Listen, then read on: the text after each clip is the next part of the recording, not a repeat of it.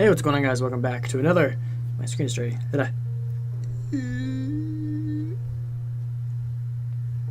Okay. Anyways.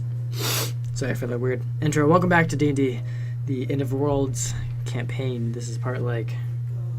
I don't know. It's part something. But yeah, enough of this terrible intro. You guys just came to hear the story, and a piece of hair stuck and it's bothering me. But anyways, on the last episode, if you guys remember... the group made their way to the Nine Hells to try to save Anaris and Alistair.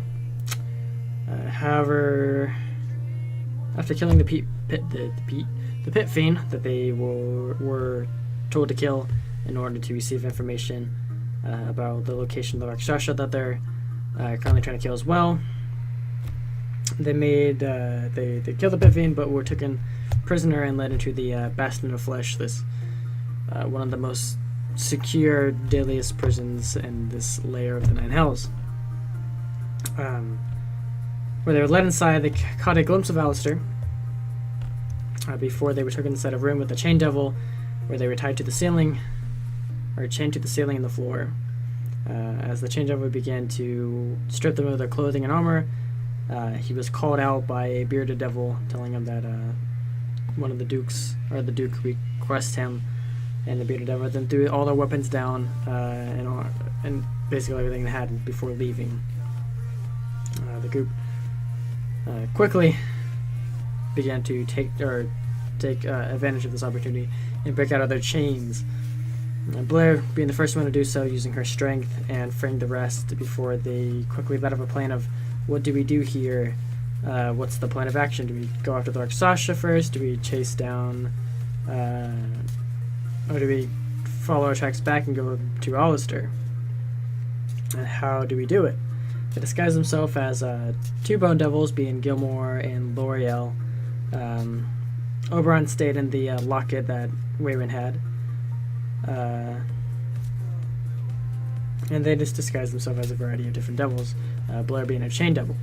As the door opened, they lied their way out, saying that the prisoners escaped, and began to make their way back to save Alistair.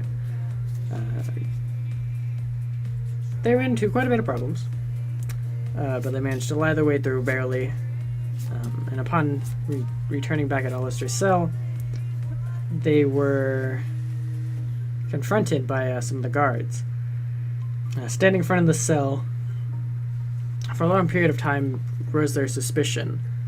And as Blair tried to cast a spell, she was grabbed and taken prisoner, or taken, in captivity, as well as the rest of the group, as they did not appear to be devils. As one of the devils called Cinder over and tell them that intruders have been caught. Cinder shortly arrived, being the elemental mage of Magma, arrived and confronted them and brought them, or took them off the devils and took them to her castle. This big obsidian castle near, kind of far back in this lair, where upon stepping inside they seen a gargantuan lava dragon, which Oberon, we were hearing stories about back a long time ago when he first met Finnegan, asking him how to create this big nuke that he always wanted to create, and that upon killing this dragon, you could receive the essence to particularly make this bomb.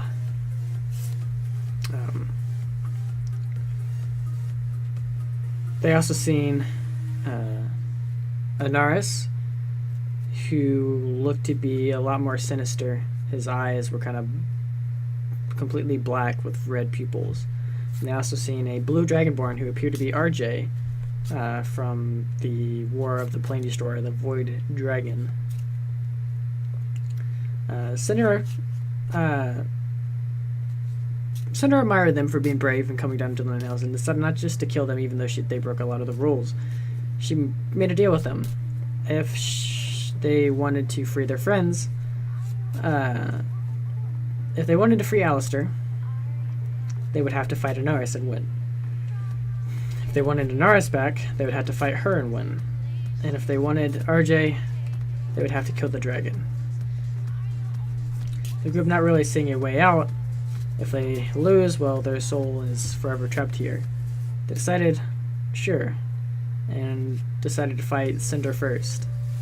They broke into a fight with Cinder, Cinder causing a meteor swarm to fall down, being a 20th level wizard, causing destruction and hurting them quite bad, but however she was bested in battle, and the group did prevail, winning Anaris' soul. However, Anaris' soul was still trapped in his new sinister body, so they decided to fight him next, where they broke into battle with him. But he seemed a lot more. He seemed a little more different when Cinder called RJ, telling him to bring out the golem plate, where this big suit of armor, looking like a golem, where Anaris stepped inside and began to fight his old companions. However, we didn't. That's all we got to because we had some interruptions. It was a short episode. I'm sorry, but the group are still in the Nine Hills battling currently Anaris. Where if they prevail, well, they prevail, and that's really good. However, they don't. Their souls are forever trapped in the Nine Hills, and they still have a dragon to kill if they so want to free RJ. But we don't know. So, if you guys enjoyed, make sure to leave a like and subscribe. And I think Ranzor will be returning next Thursday, so we may not even get to do the Nine Hells thing. We might have to do something completely different to do with Ranzor's character real quick, but we'll see. I have a couple ideas for what to do with that. But, yeah, thank you guys very much for watching. If you guys enjoyed, make sure to leave a like and subscribe, and I'll see you guys all in the next episode. Bye-bye. Yeah.